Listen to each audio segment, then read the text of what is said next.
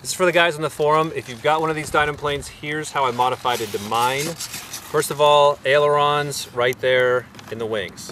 I cut those out. That is, I believe, 1.5 inches with about 1.5 inches space right there. Works really good. And then I left the stock elevators as they were.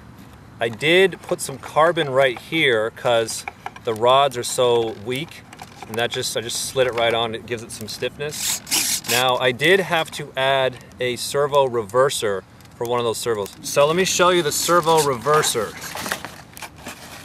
You look yonder in here, a whole bunch of wires. Edit. Okay, so don't get confused. This is the servo reverser, see that? Yeah. And let's see. These are the 2 servo wires. So that's to the left servo, that's to the right servo. I plug it into the servo reverser, it mixes them right there, and then I plug that right into the receiver, and that's it. Now, because I have a gyro on here, I have the gyro on the pitch, and so what I did with that is, let's follow that line again, elevator servos, to the mixer, to the reverser, and then before it goes directly to the receiver, I did a bypass to the gyro. So the gyro, let me just pull that out, I have it velcroed in there. Here you go. Going all crazy. Yeah.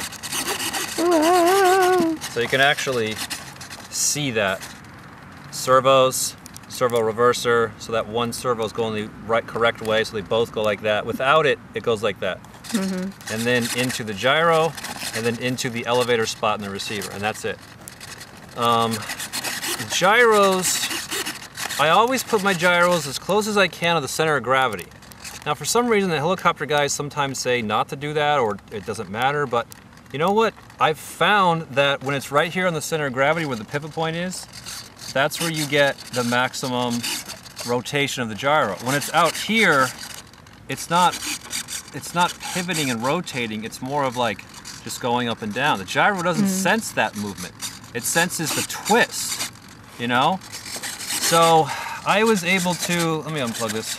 I was able to put that, I was able to shove that way back in there, and it was almost to the center of gravity.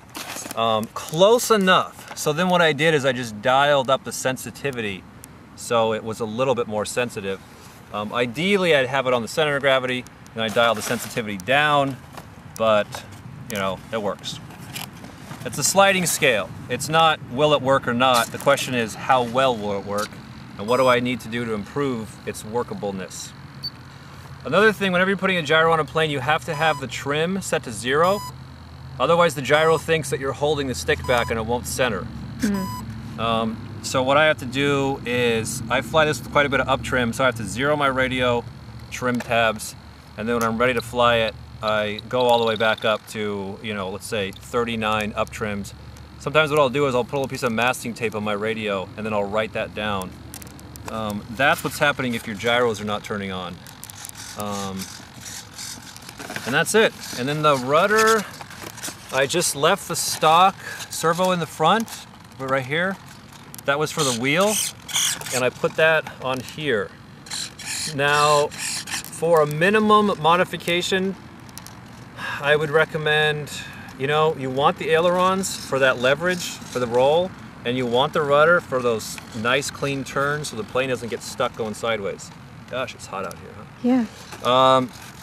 But that's the idea. And landing gear off, definitely recommended. It's just not all that great with landing gear. Without it, very fast. Hand tosses, very easy. So, there you go, happy gyro. Grayson has got too many of these things, so grab one while you can.